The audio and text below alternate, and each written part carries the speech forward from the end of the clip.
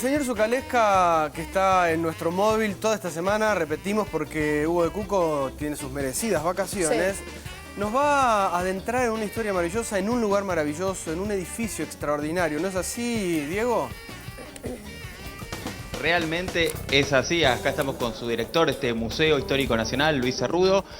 Bueno, Luis, realmente magnífico este lugar, imponente, y de alguna manera da un contexto, ¿no?, de la época y de quién era Urquiza. Sí, fundamentalmente eso, o sea, el Palacio San José se construye como la residencia particular de Justo José de Urquiza e indudablemente que cuando él se instala acá a construirlo en 1848, después va a tener la participación de arquitectos como Jacinto de Lepiane y como fundamentalmente Pedro Fossati, que le van a dar esta impronta, ¿no? O sea que quien llega a visitar el Palacio San José se va a encontrar con un espacio que tiene una relación directa con lo que Urquiza quería demostrar. O sea, se encuentra con la casa de quien es el caudillo de Entre Ríos, quien es el gobernador, el presidente constitucional. O sea, hay una relación directa entre la monumentalidad del edificio y quien aquí lo habitaba. O sea, no era simplemente la casa de familia de un estanciero, era el centro político por excelencia de la provincia de Entre Ríos en principio y de la Confederación Argentina mientras él fue presidente. Casi podríamos decir que no estuvo pensada tanto para adentro, sino más bien pensada para afuera, ¿no? Para quienes llegaban, quienes veían este lugar, entendían perfectamente a quién estaban viniendo a ver. Absolutamente, acá hay una relación directa entre la ornamentación que tiene esta casa con esa fachada impresionante, con los dos miradores, el eje de simetría que tiene en su recorrido, cómo se van sucediendo las habitaciones, la riqueza que tiene cada una de las habitaciones de acuerdo a quién tenía que recibir en esos lugares, y tiene relación precisamente con lo que decís. Y acá, hablando de habitaciones, está, bueno, espectacular, ahí estamos escuchando de música, de la música de ese piano de fondo. ¿Qué era este lugar? Este lugar es la sala de recepciones, o sea, viene a ser precisamente en este campo de la sociabilidad el lugar en donde cuando se recibían a los visitantes que llegaban a la casa de San José, como recién decíamos, la casa de quien gobernaba Entre Ríos o gobernaba la Confederación Argentina, se encontraba con este espacio en donde un cielo raso con más de 100 lunas de espejo, con un muy rico mobiliario, servía de marco para este tipo de recepciones que se complementaban con un hermoso patio, que es el patio principal de la casa, el patio de honor, que en las grandes ocasiones también se acondicionaba para poder recibir una mayor cantidad de personas. O sea que acá hay una casa que está pensada para recibir no solo toda la actividad de la familia, sino para poder generar ese ambiente de sociabilidad y político que implicaba la presencia de Urquiza, que mientras fue gobernador y que mientras ejerció la función pública, podemos decir que básicamente lo hizo desde aquí. O sea, acá funcionó la administración de sus campos, de sus saladeros, de las múltiples empresas que tuvo.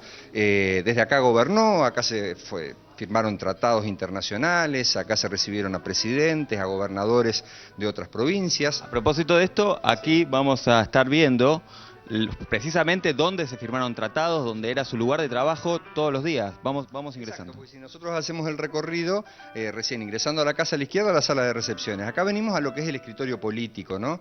Acá es donde se firmaron, como te decía, esos tratados, en donde hay dos cuadros importantes que muestran dos elementos muy fuertes de Urquiza. El primero que tiene que ver con la organización nacional, ¿no? Y el segundo es un retrato de su persona con la banda presidencial, los dos cuadros que fueron pintados en realidad por Juan Manuel Blanes. Digamos que Urquiza era amante del arte. Sí, así es. Se supo rodear de gente que le dio a la casa un contenido y una calidad artística realmente muy, muy importante. Juan Manuel Blanes es uno de los que se destaca porque fue realmente quien se transformó posteriormente en el gran pintor del Río de la Plata, de las escenas históricas, y acá nosotros tenemos desde las primeras obras, como esta que vemos acá, de la Organización Nacional, como los cuadros de las batallas, o este otro que lo consigue pintar después de su perfeccionamiento italiano. Ahora, Luis, muchas de las cosas que se firmaban y tratados que se firmaban allí en ese escritorio, ¿se discutían acá, por ejemplo? También, porque acá era un espacio mucho más distendido, esta es lo que se denomina la sala de juegos, o sea, un espacio netamente masculino.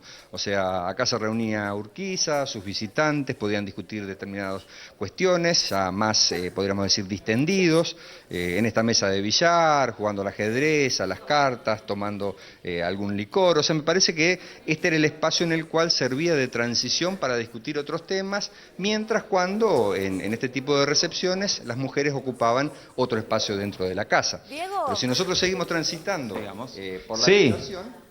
Perdón la interrupción, Diego. Vos sabés que hace un par de semanas a mí me tocó hacer un móvil desde San Nicolás, donde se había hecho el pacto de San Nicolás, entonces como que refresqué mucho la historia de Urquiza. Ahí me contaron varias cosas. Por ejemplo, que se retrataba, veíamos un par de cuadros y decían que se retrataba de una manera no tan real a como era él, que en general siempre se quería hacer como parecer más napoleónico. No sé qué opinión tienen desde allá y desde ese lugar que es donde lo asesinan, ¿no? Él. Bueno, Urquiza aparece retratado en varias instancias. Juan Manuel Blanes, como recién comentábamos, es el que hace ese retrato, el cual queda una parte, porque ese retrato fue atacado a lanzazos cuando se hizo la Revolución Jordanista en 1870 y de ser un retrato ecuestre, hoy nos queda esa parte superior.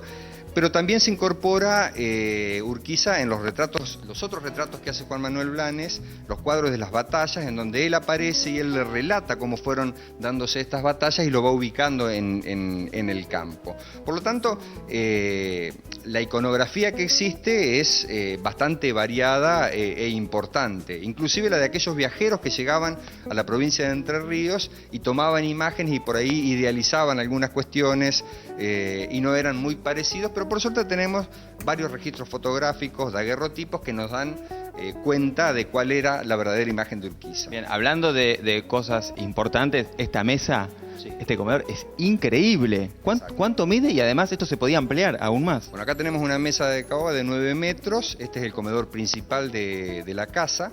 O sea que este era el lugar en donde Urquiza recibía a sus invitados, él se colocaba en la cabeza de la mesa, normalmente él comía antes para poder atender, conversar y demás. ¿Y cualquiera se sentaba a la mesa de Urquiza o no? No cualquiera, o sea, estamos hablando de que esta era una casa que tenía una gran actividad social, o sea, normalmente venía mucha gente a visitarlo, por lo tanto era bastante habitual que hubiera algún tipo de recepciones, pero sobre todo había fechas claves en las cuales la recepción se hacía. En marzo, cuando se festejaba el mes del Santo, o sea, había una serie de fiestas que se realizaban acá en la casa donde no solo venía gente aquí, a este comedor o al patio que también se acondicionaba para poder ampliar los banquetes, sino que también se sumaba muchísima gente que era atendida en los parques, funcionando no solo el servicio de la cocina del palacio, sino contratándose también cocineros y un servicio de afuera, como también existía otros espacios de cocina para atender a aquellos que estaban en los parques y demás. Es realmente una casa imponente. Sabemos que Urquiza era de familia numerosa. ¿Cuánta gente habitaba diariamente esta casa y cuánta gente diariamente se sentaba a comer acá?